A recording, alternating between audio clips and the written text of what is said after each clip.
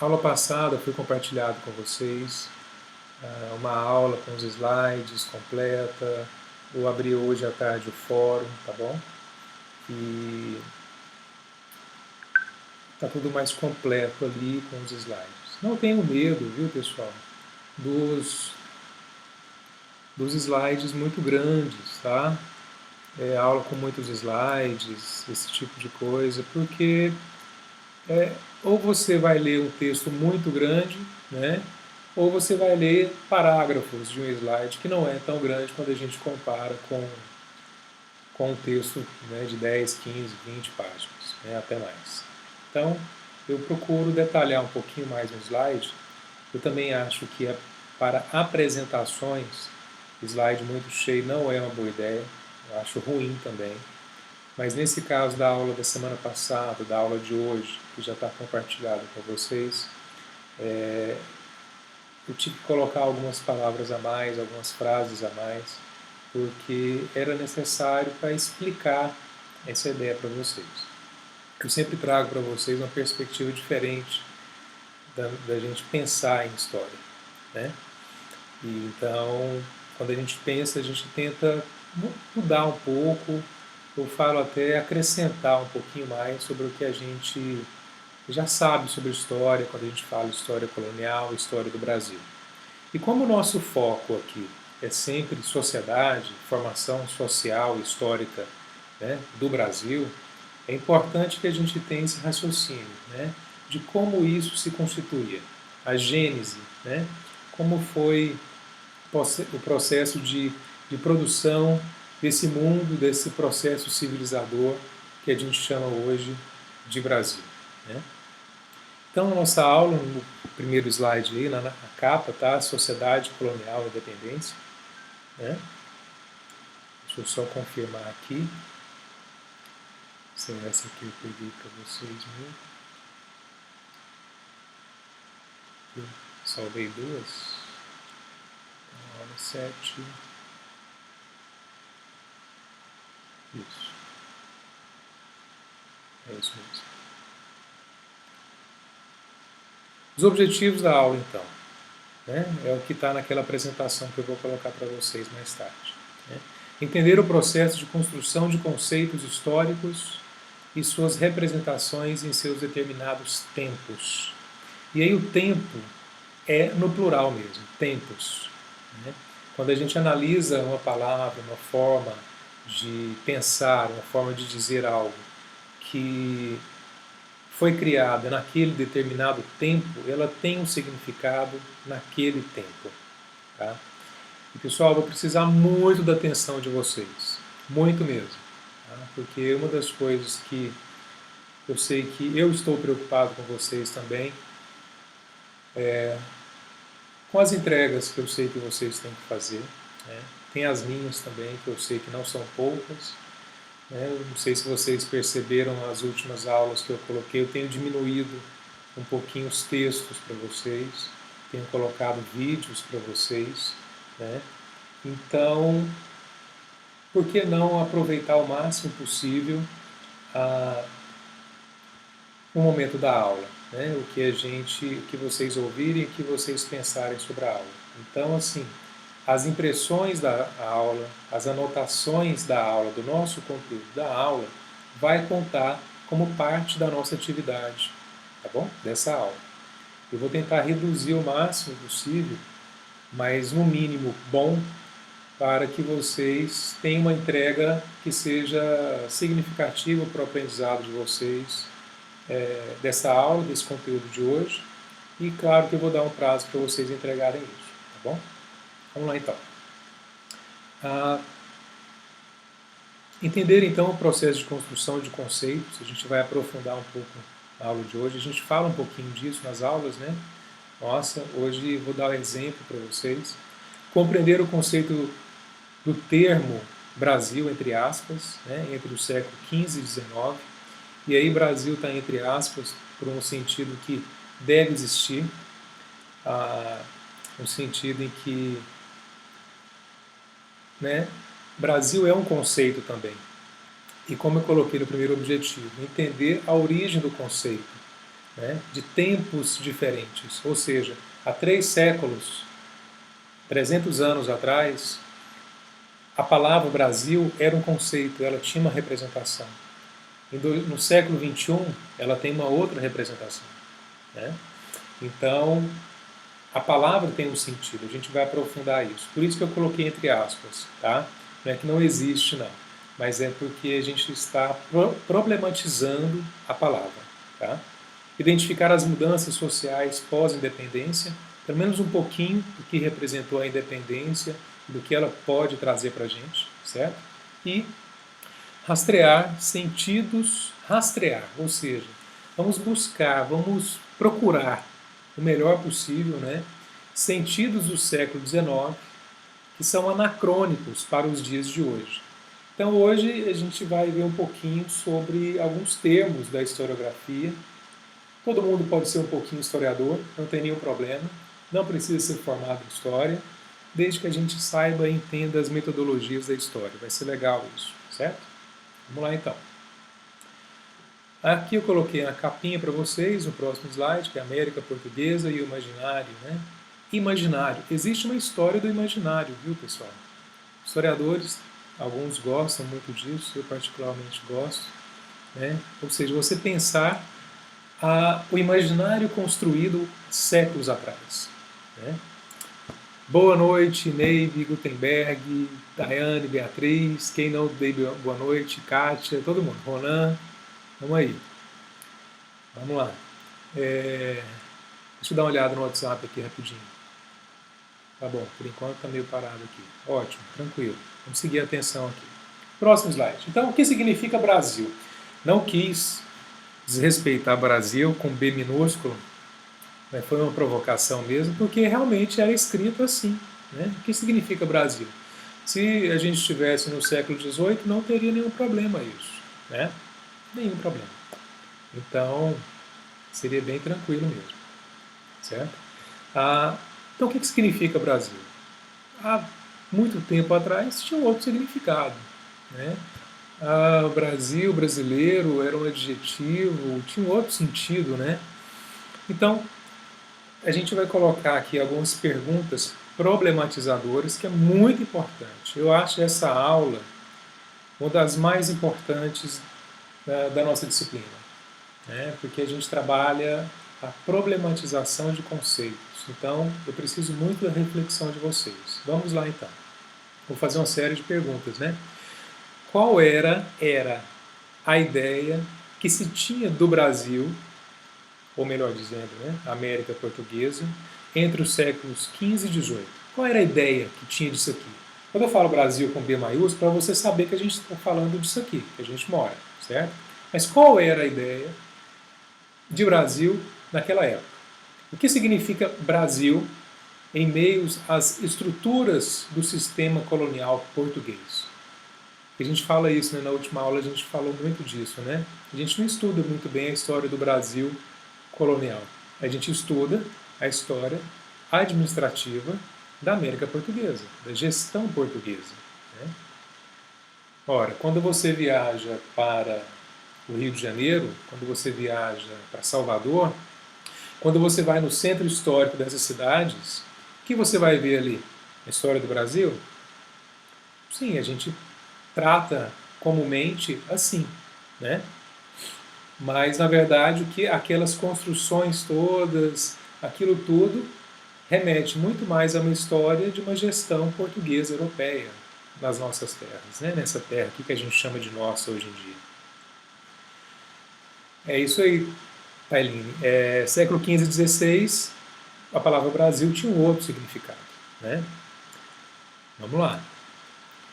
Continuando. O que poderia ser considerado Brasil nessa época, né? Será que existia possibilidade naquela época, do século XV e XVI, a 17 e um pouquinho do 18, né? E não, 18 também, o 19, um pouquinho do 19, o Gutenberg está certo. Então, do século XV não, viu, gente? Século XV é um pouquinho... eu coloquei errado para vocês aqui. A gente pode corrigir isso aqui, tá bom? Vou substituir lá. Para ficar mais certinho ainda, século XVI, né? Porque de 1500 é o último ano do século XV. Não é que está errado, mas quando a gente trata da nossa história colonial, começou um pouquinho depois de 1500. Século XV, século XVI, século XVII, século XVIII. Né? Qual era o sentido de Brasil nessa época? Certo? E de que modo essa discussão contribui para o que vivemos hoje? Tem algum sentido isso mesmo? Eu acho que tem. Acho que a forma como nós pensamos a história, hoje, em 25 de março de 2020, reflete muito a nossa identificação com ela, com o nosso passado. Certo? Isso é muito importante. Vamos lá. Um pouquinho mais, né? Como compreender essa história sem cair na distorção imbuída, ou seja, dentro da expressão Brasil colônia. Fica uma coisa meio doida, né? Toda hora eu fico falando que não tinha um Brasil no período colonial. Mas por que a gente fala, então, Brasil colônia? Tem como existir Brasil e colônia ao mesmo tempo? Tem gente que já sabe a resposta aí. Mas tem como, né? E qual a importância desse exercício de entender de entendimento histórico? Estou aqui lendo o slide, tá, pessoal? E como desmistificar a ideia de um Brasil colônia, como pensa a maioria da população. A expressão Brasil colônia é tema de uma aula, praticamente. Vou continuar aqui, próximo slide. E aí vem algumas das respostas a esses problemas. Tá? E está escrito aí para você acompanhar. Não existia definida a ideia de um Brasil nos séculos XV, XVI, XVII, XVIII. Não existia. O que existia então? Acompanha aí. Existia o lugar considerado América Portuguesa. Ponto. Brasil, nos primeiros séculos de colonização portuguesa, significa o quê? Uma região conhecida por determinado comércio voltado para o mercado europeu. Está vendo que não existia uma coisa muito bem definida? Quando eu falo Brasil, todo mundo tem uma ideia muito forte na cabeça. Muito forte, ainda mais nesse período agora. Né? Mas naquela época não tinha uma região conhecida por comércio voltado para a Europa. Era isso. A colônia era um conjunto de regiões, olha só que loucura, um conjunto de regiões. Quando a gente fala Brasil, você vê aquele mapa na sua cabeça, né? Aquele mapinha que a gente identifica bem. Mas o que era então? A colônia era um conjunto de regiões independentes, sem vínculos identitários, sem vínculos constitutivos de uma nação. Forte isso, né? Então, Brasil colônia realmente não existia. Eu queria que vocês realmente acompanhassem esse raciocínio. Eu sei que para alguns é muito fácil, para outros não é tão fácil. Né? É isso aí, Ronan. É isso aí. Pegou a essência da ideia. Vamos continuar então. É isso, certo? Boa noite, Rita. Vamos lá, pessoal. Vamos continuar mais um pouquinho. Pessoal, né, entendam, os slides mais cheios é menos leitura de artigos e outras coisas, embora vocês vão ter que ler outro artigo. Próximo slide, então, tá aí. Inicialmente devemos entender que a palavra Brasil, como Estado Nacional, é uma contraposição para o significado de colônia. Né? Ou seja, não tem como ter Brasil e colônia ao mesmo tempo. Eu estou esmiuçando a ideia. Tá? Eu até coloquei grifado aí nesse slide de baixo aí. A expressão Brasil colônia é um anacronismo. Todo mundo sabe o que é anacronismo, pessoal? Vamos ver quem sabe o que é anacronismo aí. Mas só fala se sim ou não. Quem está aqui no chat, quem está aqui no WhatsApp. Me diga aí, você sabe o que é anacronismo? Quem sabe o que é anacronismo?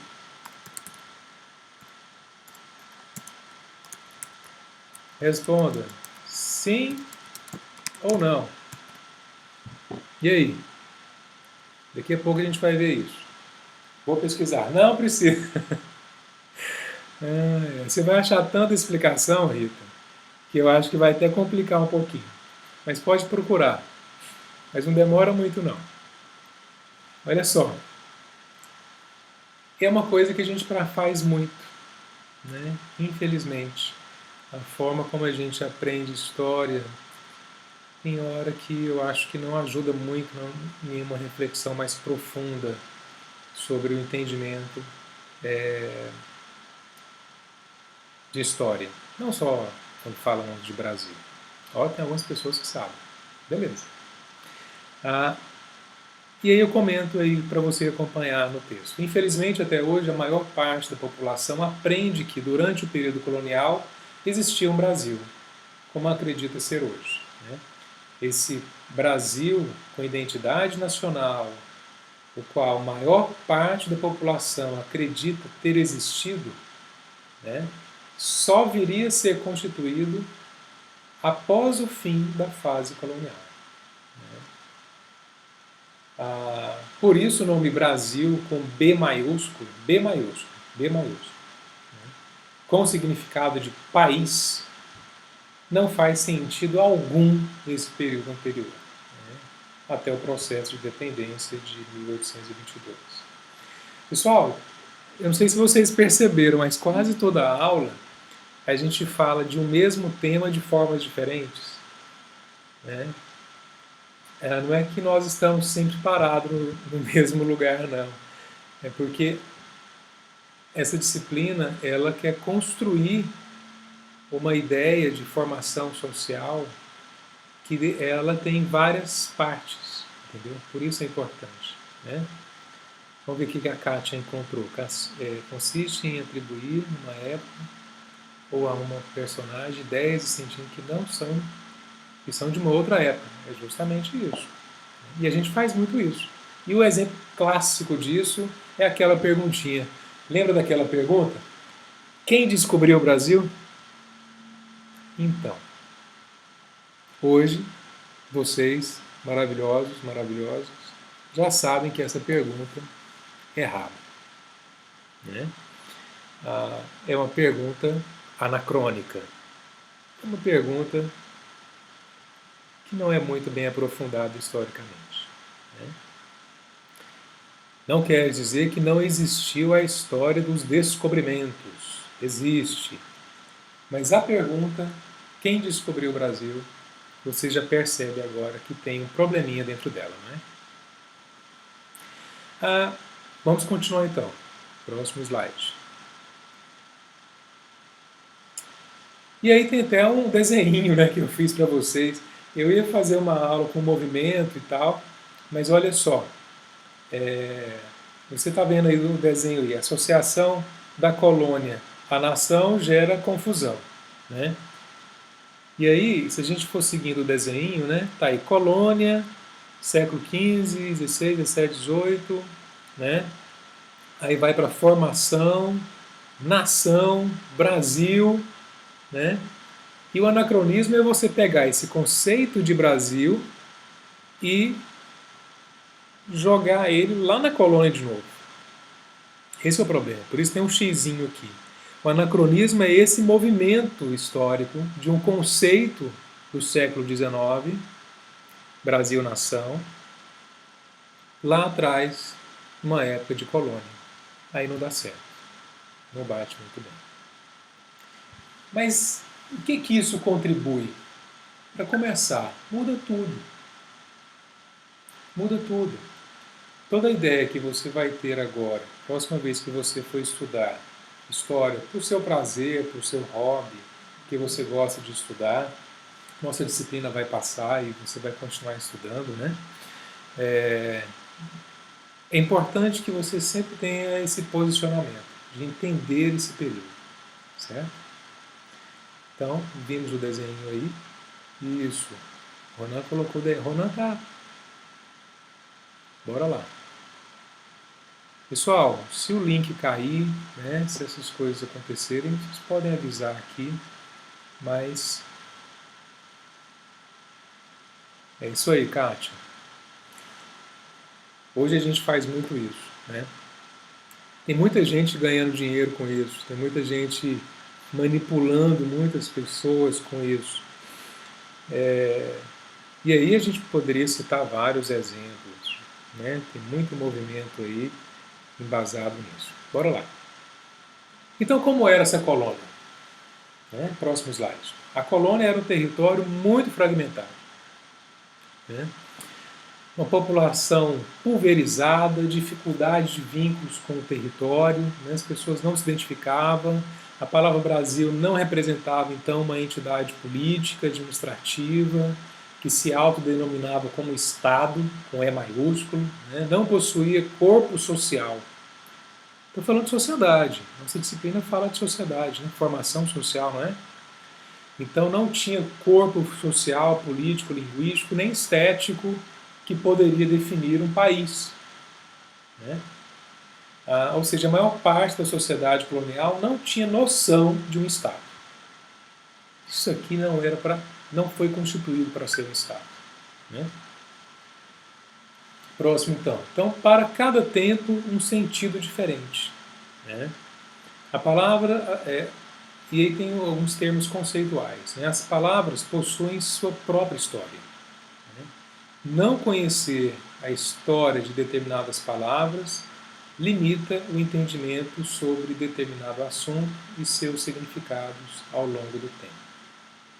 Deixa eu ver uma coisa aqui. Ronan, você está online e on time. É isso. Né? Obrigado pela ajuda. Tá bom, pessoal?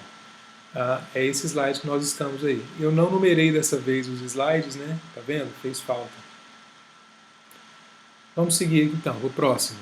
Né? Cada palavra o seu tempo. É indispensável para alcançar o sentido de uma palavra. É o que a gente está fazendo. Alcançar o sentido de uma palavra. Compreender os sistemas de representação que está inserida. Né?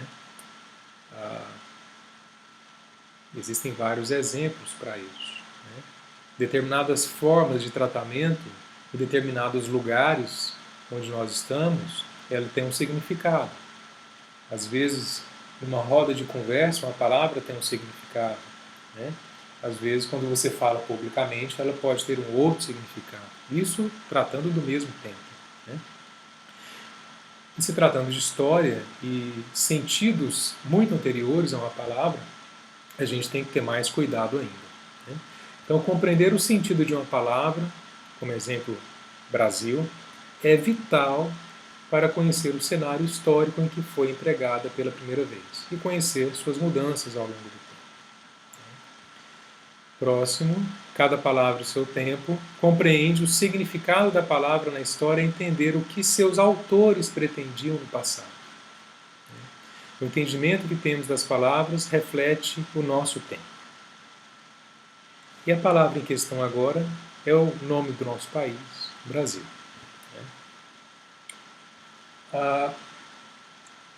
Então, as palavras, os conceitos, os significados, né?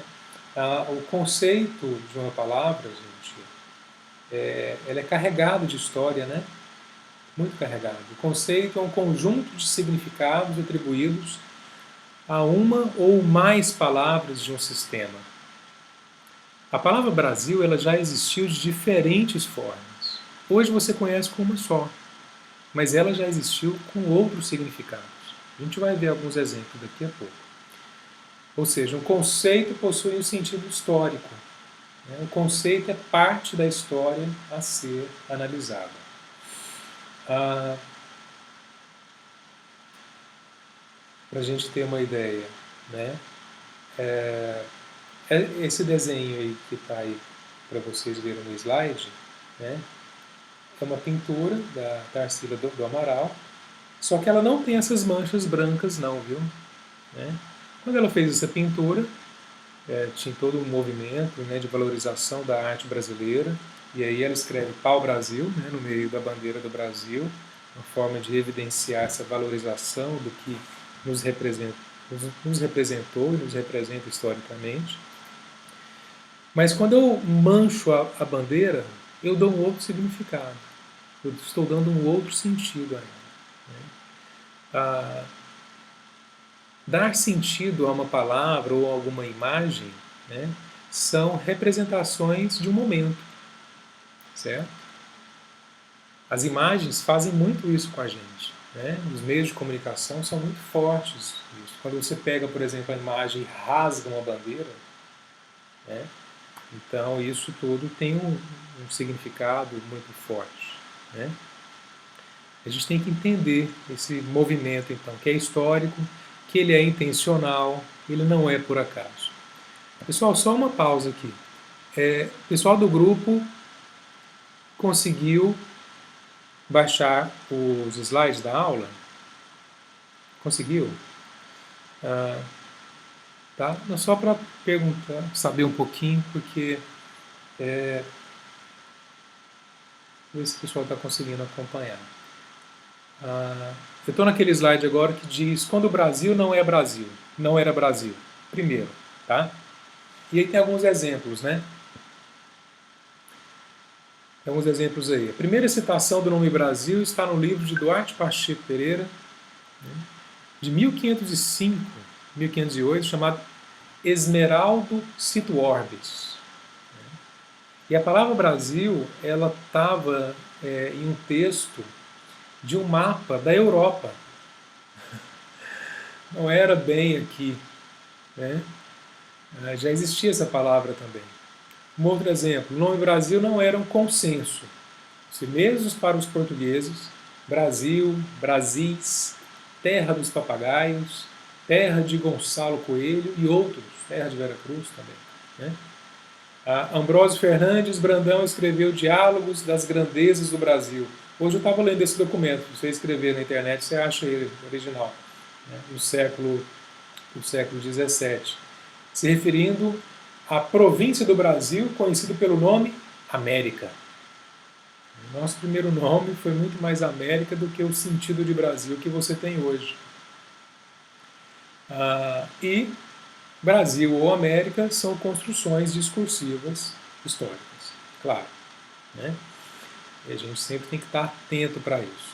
Mas essa tela aqui, né, Brasil, quando não era Brasil, né, quando o Brasil não era Brasil, é só para você ter os exemplos, né, que a palavra tinha outros significados, era empregado de uma outra forma. Né? Brasil também tem um significado que vocês sabem, né, que é o lugar onde vende aquela madeira, né, aquela madeira de extração de uma tinta vermelha caríssima, e Portugal extraía basicamente tudo daqui. Né? Um outro exemplo também, no próximo slide, é Brasil, nome comercial, terra onde se comercializava a madeira de tinta exportada para a Europa, ou também chamado de Terra de Santa Cruz, nome religioso, terra a serviço dos representantes de Deus. Ou seja, no slide anterior e nesse dá vários exemplos. Eu sei que vocês já ouviram esses nomes em alguns casos, mas o interessante é que tinha um significado muito diferente, entendeu? Tinha um significado muito diferente. Né? A palavra, né, o ofício, né, brasileiro era um ofício, não era uma identificação. Né? Isso vocês já ouviram também. Brasileiro é a pessoa que trabalha com o pau-brasil. E aí eu coloquei alguns... Como eu salvei em PDF, não fica tão legal, né? Mas aí eu coloquei algumas imagens no slide aí que fala que tem algumas fotografias do pau-brasil, da semente, da flor, da cor. Né? Tem uma tora cortada aí. E ele é naturalmente assim. Né? Então isso extrai uma cor que não era muito fácil de extrair, e é uma cor que significava nobreza também naquele período, né? Uma cor imperial. A cor vermelha, a cor preta, eram cores difíceis na Europa medieval e moderna também. E aí, próximo slide, Brasil no século XIX. Né? Quais as vantagens para Portugal pensar em sua colônia como lugar unificado? Agora isso já está tratando de algum período muito próximo do processo de independência. Tá? Ou seja, a gente entende que é um lugar muito fragmentado, a gente entende, os portugueses entendiam que eles não dominavam todo o território, não controlavam completamente, e eles sabiam muito bem disso. Os portugueses sabiam também que em várias regiões, como o Nordeste, Norte, né? Aqui o Pará, nosso vizinho, e toda a região Nordeste, era muito forte também uma elite brasileira, né? Daquelas pessoas que nasceram aqui, dos não reinóis, né? A gente fala, e uma elite portuguesa muito forte, né? Muito ligada ao Império Português, né? Ou seja, quem participou do movimento de independência sabia que não ia controlar todo esse território. E isso era um desafio muito grande, muito grande. Então, quando se começou a pensar, não, como é o mapa dessa região nossa aqui? É um mapa muito grande. Quais são as regiões que estão do nosso lado no processo de independência? Essa, essa e essa. Quais são as regiões que estarão contra o processo de independência? Norte, Nordeste, algumas regiões do Sul, contra o processo de independência. Então são essas que a gente vai ter que atacar, vai ter que lutar. Né?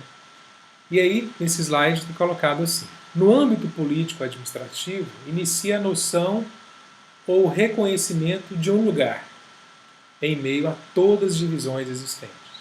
O pensar em um único território seria mais administrativamente organizado.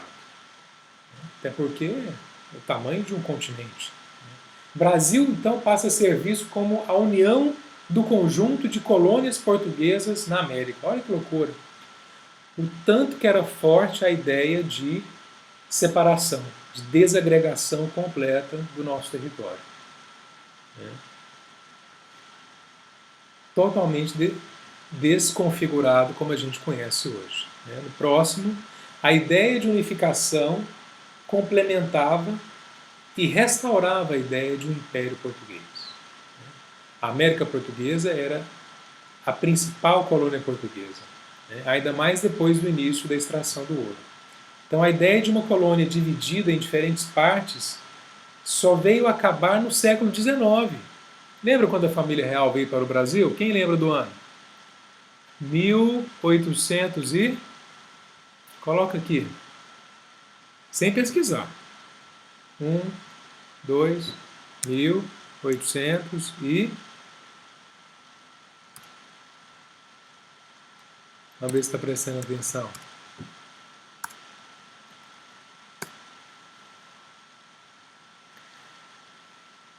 Quando a família real veio para o Brasil...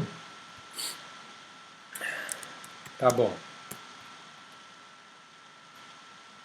Quando ela veio para o Brasil, ainda foi um processo muito difícil. Né? Aí... É isso aí.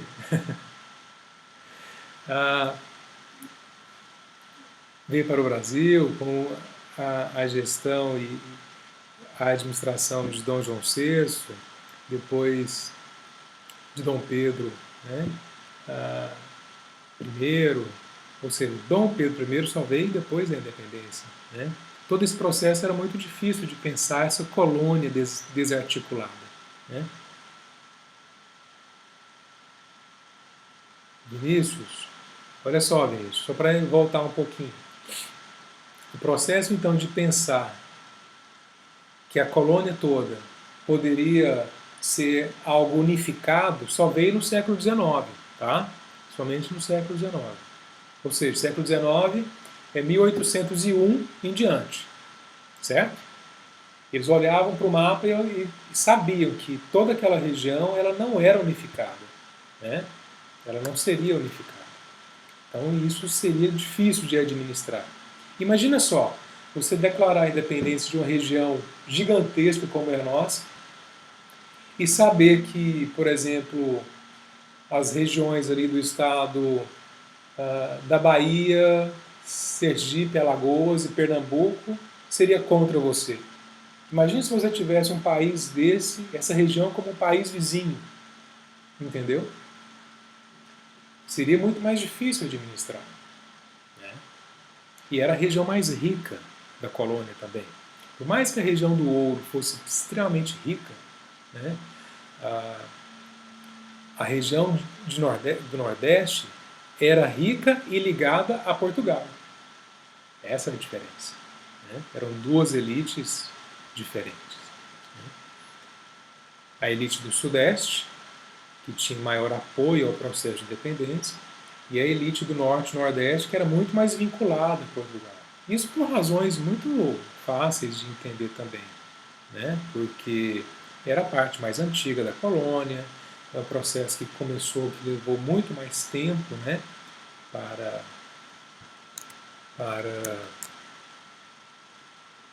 ser construído, então acaba sendo a região mais rica, certo? Deixa eu tentar ajudar aqui também um pouquinho. Eu não sei se é isso aqui que a gente está fazendo.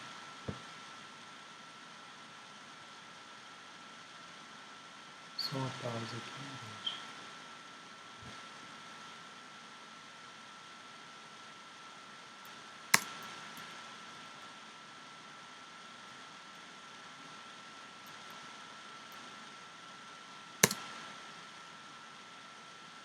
Vamos continuar aqui.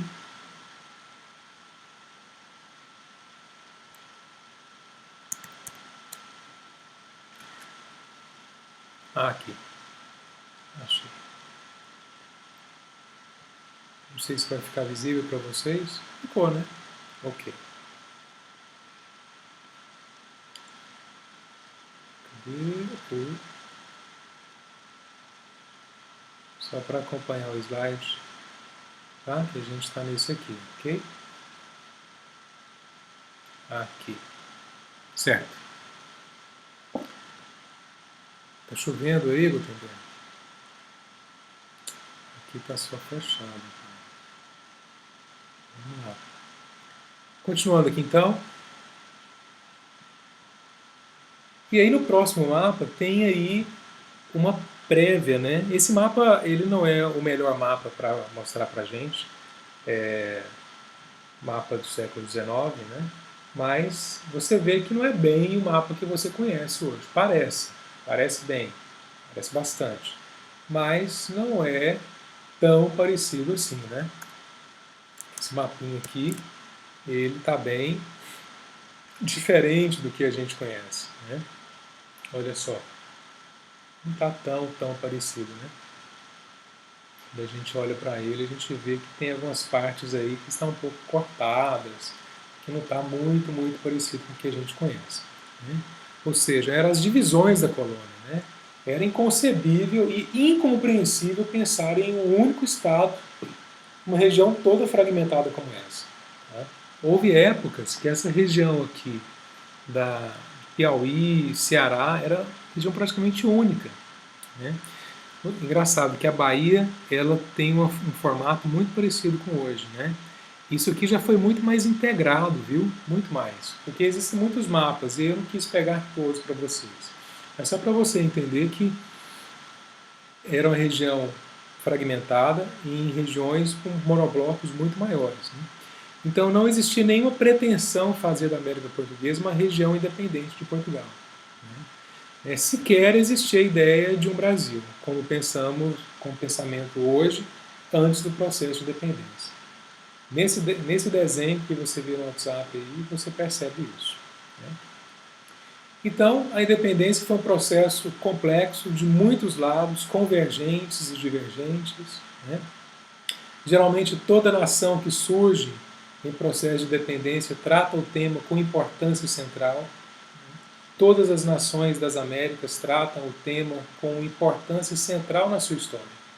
Todo mundo já estudou um pouquinho, já fez um trabalho sobre a independência do Brasil. E por que é tão importante? E qual é a visão que você tem sobre a independência do Brasil? A forma como eu aprendi na minha época na escola era uma visão muito estreita sobre o processo de independência do Brasil. né? E, de certo modo, um lado muito pobre do processo de dependência, né? Por exemplo, daqui a pouco eu vou aprofundar esse assunto. Não vou falar agora não. Próximo slide, então. Estão acompanhando, pessoal? Estou no slide Processo e Imaginário sobre Independência. Estão acompanhando? Eita, deve que o pessoal... Eu não sei se vocês estão assistindo, hein? Vai ser difícil.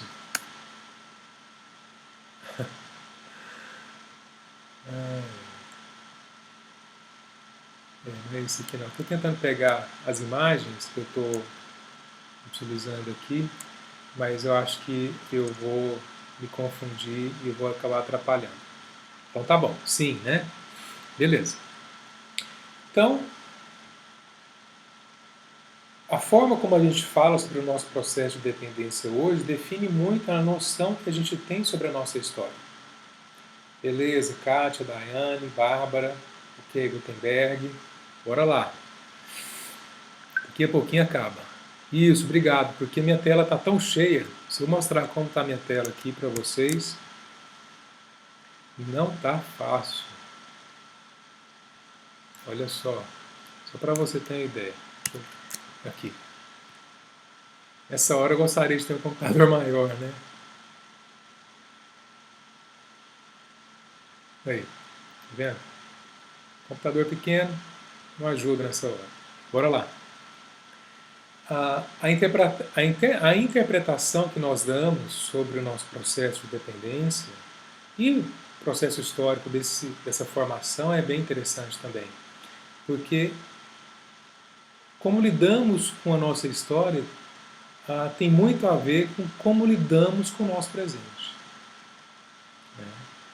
E olha só, um exemplo, vocês já estão com a aula aí, mas um exemplo sobre como nós lidamos com o nosso presente, para mim não teve exemplo maior do que o incêndio no Museu Nacional, né,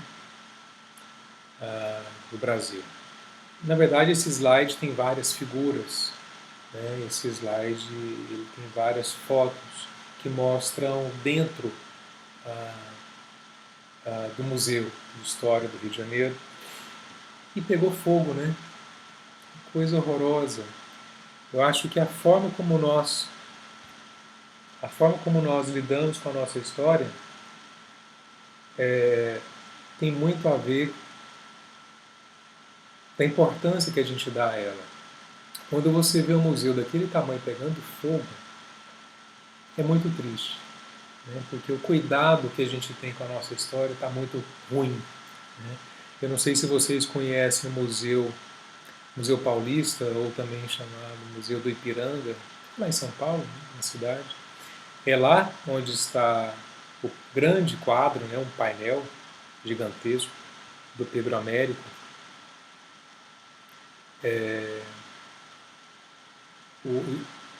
Sempre confundo o nome do quadro, se é Independência ou Morte. Tem uma obra, um livro, que é O Brado do Ipiranga. Eu até tenho essa obra aqui. Essa obra aqui. Aqui do lado estão os meus livros. Aqui.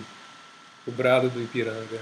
É um livro sobre o quadro, onde mostra ele escrevendo, né, sobre o lançamento do quadro, que é bem interessante esse livro, né? Tem os testes do Pedro Américo. Foi lógico, foi criado, esse quadro foi realizado também já no século XIX, né? E inspirado em vários e vários outros quadros, né? Que é o quadro do Independência ou Morte, né? Que é o Brado do Ipiranga. Bom, e então, a importância que a gente dá para a história, pessoal, não é só saber ela de uma forma. Por isso que eu tento apresentar para vocês. Eu não dou fórmulas prontas para vocês, mas eu tento sempre como se diz, abrir um pouquinho os caminhos para vocês buscarem, né? A Úbia, colocar os slides, você diz no grupo de WhatsApp ou aqui na tela? Aqui na tela, né? Eu agora não vou conseguir, né? Mas ele já está disponibilizado para vocês, né? Eu pensei também em fazer pelo Zoom, só que a gente teve pouco tempo, depois a gente pode fazer um outro teste, tá?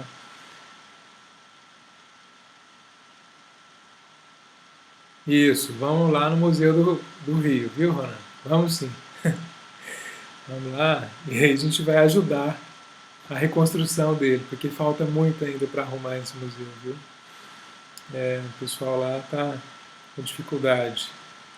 Continuando aqui, pessoal, próximo slide depois do incêndio do museu, vamos sair do incêndio e vamos continuar aqui. No próximo slide, onde se diz: a independência é um processo responsável pela criação de novos fenômenos que não existiam antes, certo? Dentre eles, a ideia de um lugar que deveria se unificar e ser transformado em Brasil.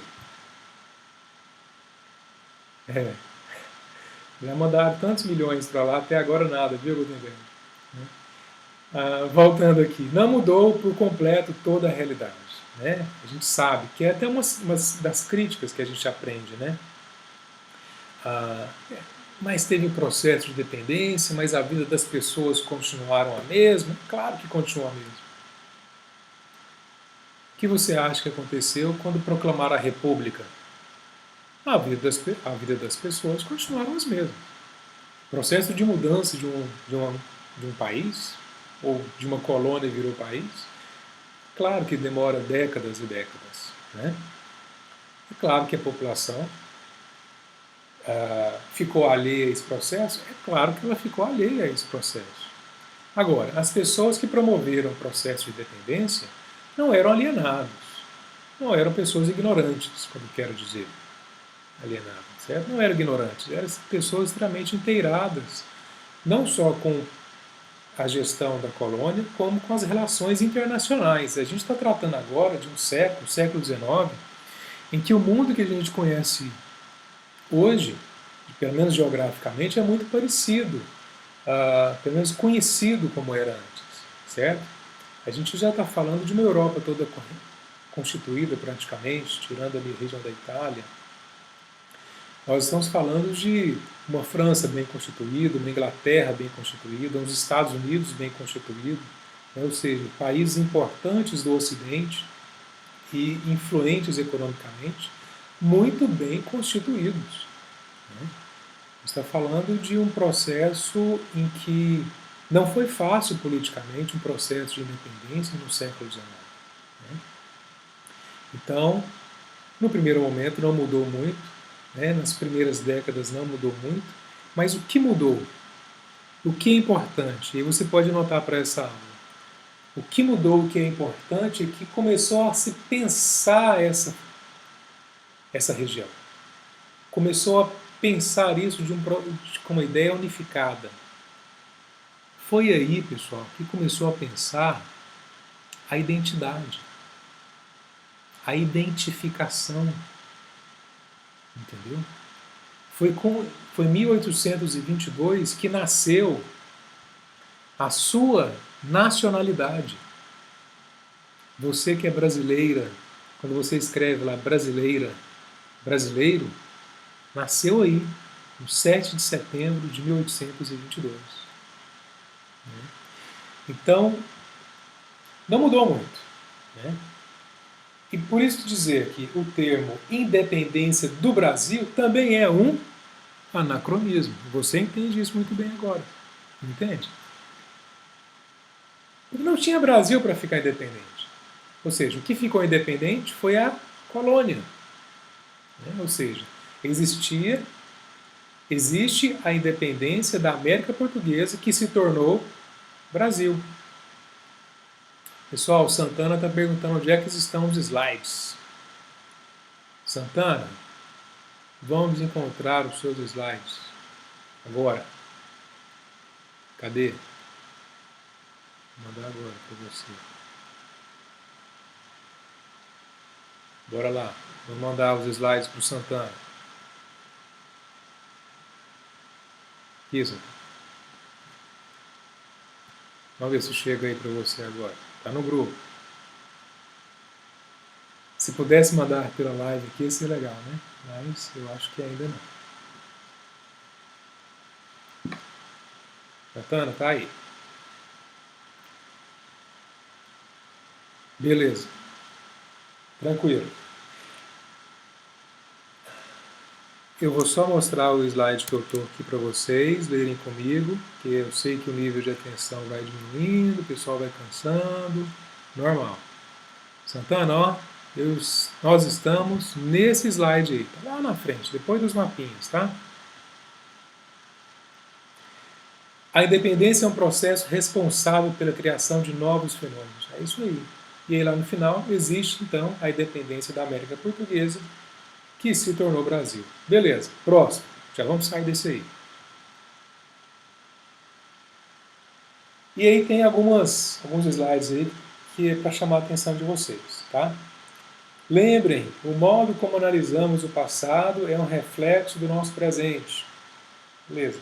Então, a independência não foi um processo totalmente pacífico, como a maioria pensa. Não foi uma mudança conservadora de um povo ordeiro e alienado. Não podemos generalizar uma interpretação fraca como essa, não fundamentada historicamente. Foi assim que eu aprendi o processo de independência do Brasil.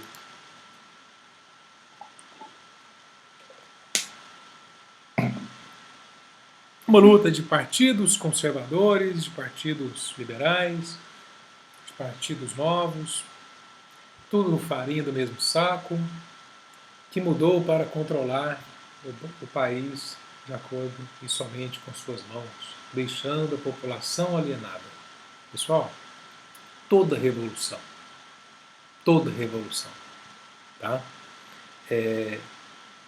Como até hoje, que dia que é hoje? 25 de março de 2020, certo? 8 horas da noite, 20 horas e 14 minutos. Nós estamos vivendo um momento que é muito marcante, globalmente, mas quem é que determina essas coisas todas? São as capitais, certo? Quando você vê na França, quem parou? Ah, a França parou. Quem é que você vê parando lá na França? Você vê Paris. Quando você vê na Inglaterra, você vê Londres. Né? Aqui nas Américas é um pouco diferente, porque existem outras capitais que não são as capitais políticas, como nós temos Brasília, mas temos as capitais econômicas, né? Influentes, como você vê São Paulo, Rio de Janeiro, nos Estados Unidos você vê outras grandes cidades. Na Alemanha, quando você vê Berlim. Ou seja, esses movimentos influenciadores, esses movimentos que dão a base política de revoluções, de mudanças, eles acontecem nas capitais para quem está naquelas capitais, naquelas cidades. Entendeu? E com certeza, né, Ronan? Eu fico imaginando como descrever esse momento que nós estamos vivendo hoje daqui a 30 anos. Vai ser difícil descrever isso. Né? Vamos lá. Então, voltando para a independência do Brasil.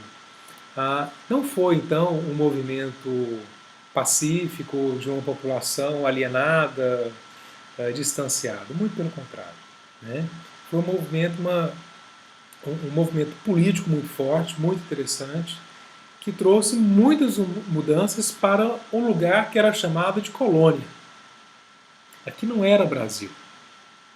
Quando você pensa que aqui era um Brasil e esse Brasil ficou independente, muda tudo. Isso é um anacronismo. Os conceitos e as referências que a gente tem hoje não estavam no século XIX. Por isso que é importante a gente pensar assim, né? Que a identificação que você tem com essa terra hoje, ela tem há pouco tempo. né? Essa identificação com o local, com a região, para você dizer que é seu, é do século XIX para cá. Por isso que o século XIX é tão importante para a gente entender essa nossa história. Próximo slide. Né? A imagem ou o imaginário, e aí você entende agora a história do imaginário, né? De um processo de dependência pacífico, como tem sido ensinado, projeta no presente a ideia generalizada de um povo sem consciência política, né? Distantes dos acontecimentos no passado e, consequentemente, no presente. Eu sempre tive uma dificuldade muito grande no meu período de escola de entender. Eu falei, gente, parece que a nossa história, a população sempre está distante, parece que ela nunca é participativa. Eu acho que 2010, 2013 para cá, a gente tem que registrar muito bem todos esses movimentos políticos no Brasil e ver o quanto, né, a população é influente, né, na nossa política. Né? Os meios de comunicação estão aí para ajudar. Né? É bom a gente pensar isso. Então a imagem, o imaginário é um processo de dependência pacífico, é uma visão muito restrita, né, distante do acontecimento do passado. Né? Por quê? Porque o processo de dependência tem que lembrar o seguinte, que o Brasil, quando você pensa que ele está... Por exemplo, uma coisa interessante que é, depois que se tornou independente, né, a colônia virou Brasil, teve que pagar uma multa para Portugal. Olha que absurdo, pagar uma multa para Portugal. É um absurdo para quando você não entende nada de relações internacionais. Já existiam relações internacionais. Hoje em dia, o que mais os países fazem, todos praticamente, é pagar dívidas, né? Com outros países principalmente. Não é tão distante assim, nem tão absurdo assim. Né? E quando então essa colônia se tornou independente e virou país, inseriu então agora esse país, esse Brasil, de uma forma em que ele deveria ter relações comerciais com os grandes países. Porque se tem uma coisa, um mérito do processo de independência, é que nasceu um Brasil e esse Brasil era um país grande desde essa época. Né? Isso é muito importante. A gente não tem países tão grandes como os nossos vizinhos aqui. Próximo slide. Então, conhecer o processo de dependência não se trata de construir heróis. Você está vendo que eu não citei nome de praticamente ninguém aqui, né, na nossa aula. Porque eu quero que você entenda o processo. Pensar o processo de dependência, então, é saber atribuir seu real significado para o processo de formação do que se tornou o Brasil que conhecemos atualmente. Certo? E aí alguns exemplos, no próximo slide. Né? Antes da independência não existia um Estado brasileiro. Não existia um Estado brasileiro. E aí tem um feito que eu comento com vocês. No processo de independência nasceu um país e uma nação. Vocês sabem a diferença? Desculpa, nasceu um país e um Estado. Nasceu um povo, nasceu uma nação. Criou-se então a nação dos e das, dos brasileiros, das brasileiras. É claro que esse povo, inicialmente, não tinha identificação nenhuma com essa identidade que eu estou comentando com vocês. Isso é só um trabalho intelectual nosso. É claro que a pessoa estava ali perdida ainda no meio ali do sertão de Goiás, ali do Tocantins, e não tinha noção e ideia ainda do que era uma nação. Mas nasceu ali, naquele momento. A identificação veio com o tempo. Né? Então, antes da independência não existia um Estado brasileiro, a colônia não se constituía uma unidade política, já sabe disso, não existia uma legislação nacional, agora vai existir.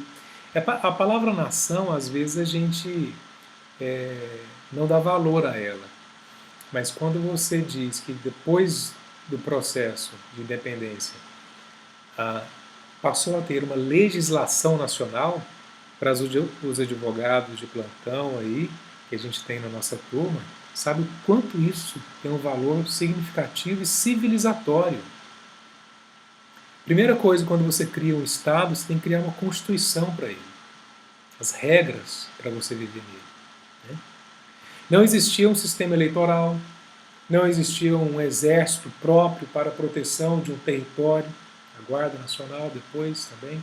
Não existia uma identificação com o território, além daquele que a pessoa vivia. Né? Não existia uma nacionalidade. Essa nacionalidade ela tem que ser cultivada. A gente não nasce com isso, viu, gente? A gente não nasce nacional, com um espírito nacionalista forte. A gente não nasce assim. A gente cria isso, a gente busca isso. Entendeu? Não existia a ideia de um povo representante, não existia a ideia de uma história que o representasse. Aí então que começamos a buscar na história colonial o nosso processo de formação. Deixa eu ver aqui nação. Ah, tá. É isso. Os limites. Né? Nação é um grupo de pessoas que ocupam um território com limites definidos. Até então não tinha limite, né? Foi definido. Sendo que seus membros respeitam as instituições partidárias, quais sejam leis, constituição. Muito bem. Muito, muito bem. São destacadas práticas sociais, simbologias e reconstituições históricas que favoreceria a identificação. Aí sim, vai buscar movimentos locais, pequenos, movimentos contra, né, o imperialismo português, contra a forma daquela região. A única questão que você tem que saber, ter uma noção crítica disso, é que os movimentos antes da independência eram movimentos locais. Vou repetir. Os movimentos antes da independência, quando você vê a cabanagem, a farroupilha, quando você vê a Inconfidência Mineira, estou esquecendo de alguns agora, que aconteceu em Salvador, mas tinha lá os Cavaleiros da Luz. Todos esses movimentos eram locais. Balaiada, vários.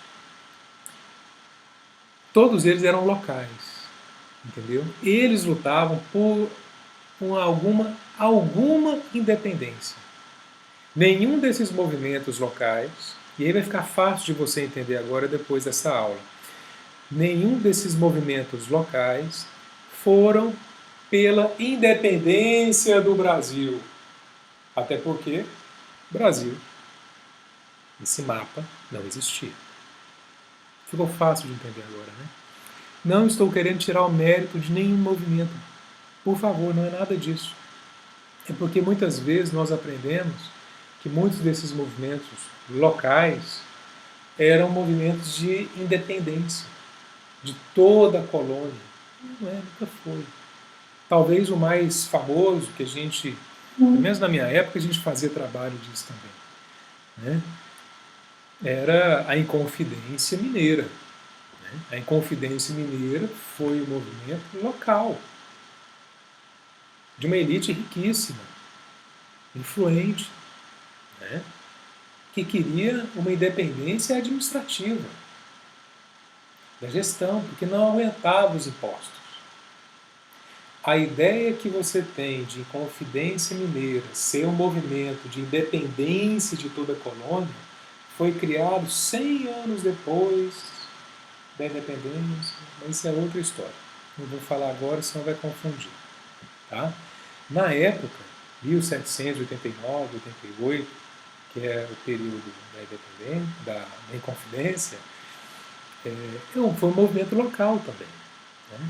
Mas tudo isso, é claro, que foi sendo utilizado para uma reconstituição de uma história das pessoas que aqui viviam. Né? Muito bem. E aí são criados vários elementos para você identificar com a sua região. Hino nacional, cores representativas, imagens, exemplos de identificação coletiva com o passado. O processo de dependência criou o Estado e a nação que existem até hoje. Esse aí é o mérito do processo de dependência. Tá? Criou um Estado e uma nação. Está aí no slide de vocês. Certo? Isso realmente eu acho que é interessante, é importante a gente entender dessa forma. Né? Muita coisa que vocês já sabem, só vai acrescentar. Né? Então, não foi um processo militarizado e sangrento, como a gente vê em alguns movimentos, né, em outros países, como aconteceu no Peru, na Venezuela, na Argentina e no Paraguai.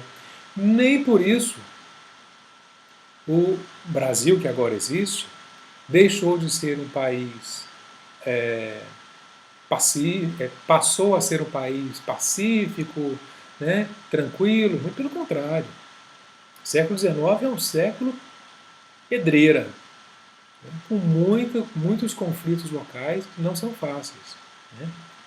Esse mapa que você conhece hoje do Brasil, depois dos primeiros anos da independência, derramou muito sangue mesmo, entendeu? Não foi como em outros processos desses países. Mas o que ele está dizendo aí é que o processo de independência foi sangrento. O nosso foi sangrento depois. Declarou a independência, agora vamos unificar esse país, vamos formar esse mapa que a gente está planejando. E aí não foi fácil. Né? Separar de Portugal é uma coisa, outra coisa é fundar um país, com aspectos de Estado e de nação. Né? A unidade, palavra que não existia, unidade nacional foi uma construção com base nos preceitos da gestão internacional de Dom Pedro I. Até então era só Dom Pedro, né? E depois, quando vira imperador, Dom Pedro I. Nesse próximo slide tem um esboço de como era mais ou menos esse mapa. Né? E essas partes aí em branco, vocês estão acompanhando o slide, né? Está aí dito o mapa da independência. Está dizendo, né? As províncias da Bahia, Maranhão, Grão-Pará e Cisplatina não se viam, né, ligadas à nova nação. Estavam mais confortáveis ligadas diretamente a Portugal, que é uma das partes mais ricas, né, de toda a colônia. Né. A divisão era tão significativa que essas regiões se viam como ilhas sem fronteiras que se tocavam. Interessante isso, né? Imagine se o mapa do agora Brasil fosse somente essa parte marrom aí que vocês estão vendo nesse slide.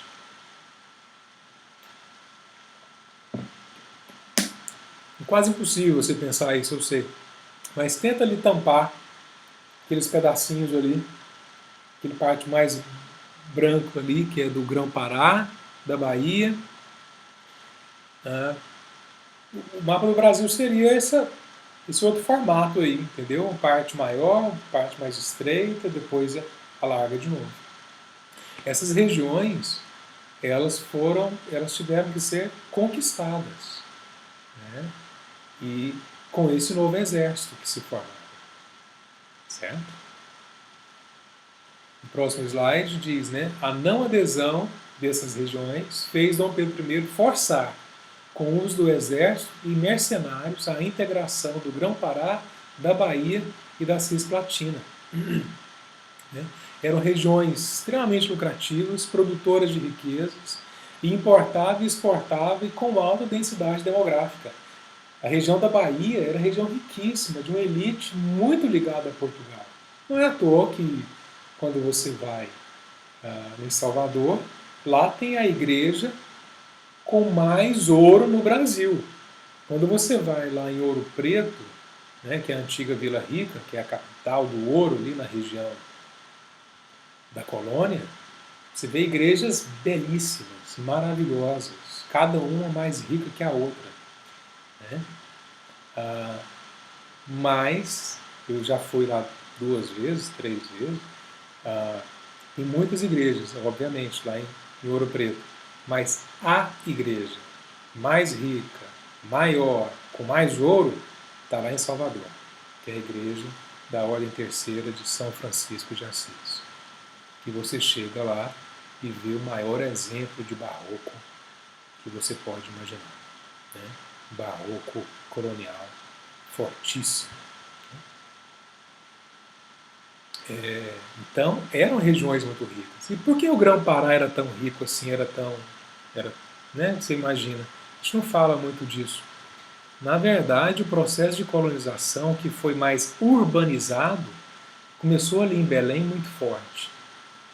E não sei se você já ouviu falar isso, mas o nome Amazonas, né, do rio Amazonas, ele é muito mais antigo que qualquer outro nome no Brasil que você conhece, das regiões, né? Então, isso é muito importante. Oi, Kátia, que parte você se perdeu? Tá aqui, ó, vou mostrar para você. Espera aí, só um pouquinho. É porque eu dei outros exemplos, né? E aí acabou. Estou nesse aqui, ó. Ah, já tinha aí, desculpa, viu, pessoal? Ok, vamos lá. É assim mesmo. E vamos para as considerações finais. Eu sei que o nível de atenção é difícil manter tanto tempo assim. Tá bom? Considerações finais. Primeiro slide. Ele tem textos maiores. Nessas considerações finais, pessoal, é a parte em que a gente vai fechar as ideias da nossa aula, certo? E aí é uma parte reflexiva que tem que ler com muito, muito cuidado e atenção, né? E aí a gente vai relembrando o que já falamos, ok? Então vamos dizer que depois da independência de 22, podemos afirmar que iniciou intencionalmente a construção política e social de um país e de uma nação. Tá certo isso? Conseguiu acompanhar? Próximo trecho. As distorções do conhecimento histórico, ou seja, essa relação que a gente tinha com a história, para a formação identitária do povo brasileiro é uma questão importante para o entendimento do seu passado e, consequentemente, do seu presente. Porque imagina só, se você tem a ideia somente que o processo de dependência foi um processo que não mudou, que não teve valor, isso não é verdade. O processo de dependência teve um valor importante para esse território. É claro que, como ele foi feito, ele teve as suas características, mas a constituição de um país e o fortalecimento em que ele já se constituiu juridicamente foi muito importante.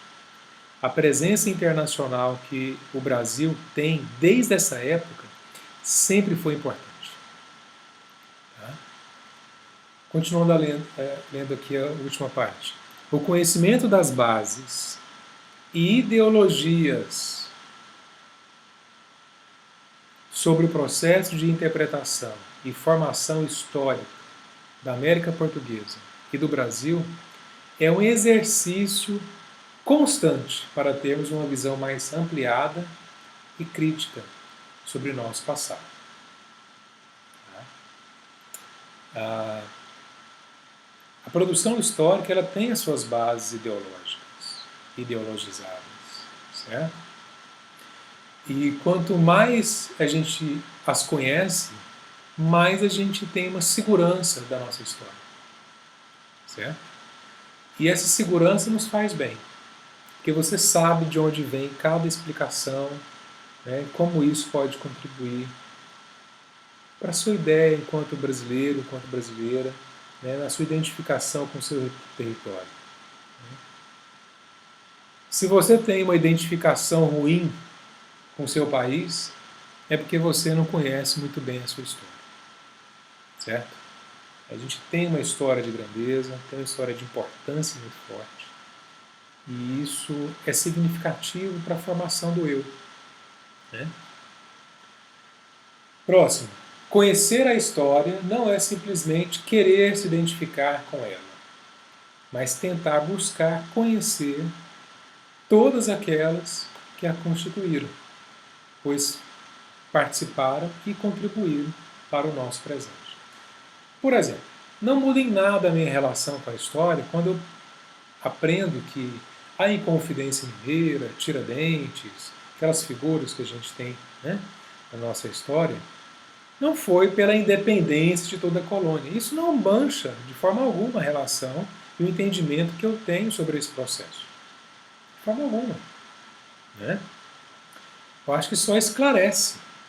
Eu acho que fica até mais factível, né, a noção que aquelas pessoas tinham com aquele processo, né, da independência, da Inconfidência Mineira, que era a independência da sua região, né? Isso não mancha em nada, certo? E isso só esclarece cada vez mais para mim e, de certo modo, tem uma visão mais real do nosso passado. Porque senão a gente vai estar cometendo um anacronismo. E o anacronismo é um pecado para o nosso entendimento histórico. Voltando a ler aqui, fazer do passado uma sombra do presente deve saber compreender os preceitos sociais e políticos que o definiram, assim como também compreender os que estavam, o que está vivendo. Ou seja, é aquela observação. A visão que você tem sobre a história hoje tem muito a ver na a sua informação que você tem sobre a sua história. Se você quer conhecer mais, quer estudar mais, quer ter uma visão mais completa, mais ampliada dessa complexa história do Brasil, né, a gente tem que estudar mais. E aí a gente pode, em outros momentos, eu, enquanto professor da universidade, a gente pode criar outros espaços, alguns momentos de estudo, né? E eu acho que é bem importante. Nesses vários anos que eu tenho dado aula, eu tenho percebido que tem muitos alunos, né, em cada turma, muito interessados em estudar a história do Brasil, né, essa história colonial nossa, e eu acho que a gente deveria abrir um espaço para isso, quem sabe, né? Vocês agora no primeiro período, daqui uns dias estão no segundo, no terceiro, talvez um dia eu abra esse espaço e todos estarão convidados para isso. Pessoal, esse foi o nosso último slide. A gente fecha aqui então. É muita coisa, né? Cansativo, eu sei, não é fácil. Muito obrigado por vocês terem, né, insistido aí, tentado assistir a aula. Eu agradeço demais. Eu vou olhar agora aqui todas as participações, vou olhar o WhatsApp, tá? Eu vou, de certo modo, anotar aqui, né, a participação de vocês. Vou abrir ali depois um exercício para essa aula, tá? Uma das coisas que eu estou pensando em pedir, eu não sei se é muito, mas eu queria pedir assim, de forma resumida, um parágrafo sobre essa aula, né? Um parágrafo. Eu não sei se é muito, né, que você possa escrever. Muito obrigado pela participação, aí, pelos parabéns. Eu que dou os parabéns a todos vocês, porque eu sei que não é fácil, né? E a gente tem uma característica maravilhosa, que é o bom humor, e vamos passar por essa, está passando já, né? Logo nós estaremos juntos na nossa sala, não é isso? E lá a gente vai conversar muito mais, né? Não vai ficar aqui Só eu falando. Então, Natália, eu vou abrir lá um espaço de exercício, ou então lá nos tarefas e trabalhos, né? E aí eu vou pedir um parágrafo sobre essa aula. Seria muito, pessoal, fazer isso? Eu acho que é tranquilo, né? Eu já fiz isso outras vezes, deu certo, sabe? E é isso aí, né, Ronan? É, eu sei que estão cansados, mas se quiser escrever aí, já começar a fazer, eu vou dar um tempo para vocês. Mas só uma dica, né, para quem acabou de ouvir isso tudo, leu, né? Talvez está tudo aí fresquinho na cabeça. Escreve, guarda isso, depois digita ou tira uma foto, como eu já dei a opção, né, de tirar a foto e colocar lá em tarefas de trabalho com a letrinha boa, né, para eu entender você. E eu sei que está pesado para vocês, né? Então é tranquilo. Eu acho que é importante a participação de qualquer forma, tá bom? Pessoal, muito obrigado, certo? Eu acho que agora a gente pode encerrar, não é isso?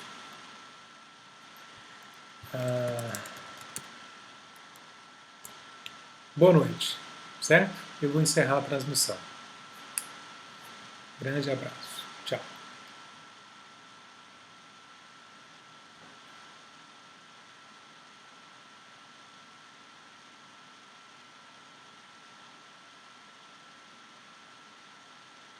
Oi, Ronan. A aula vai ficar aqui para nós. Então, eu vou tentar salvar aqui, tá bom? E vou colocar para vocês um link do YouTube, ok? Vou fazer isso agora, tá? Pessoal, bom, eu encerrei, mas tem alguma... Querem fazer alguma pergunta? Qualquer pessoa, estão dispensados, tá? Muito obrigado, Vinícius, valeu. Tá combinado, né? Acho que podemos descansar agora. Boa noite, boa noite. Vou deixar disponível, Wanda, vou abrir agora, tá bom? Vou abrir lá, vou deixar exercícios e vou deixar tarefas de trabalhos da aula 7, tá bom? Certo? Certo, Wanda?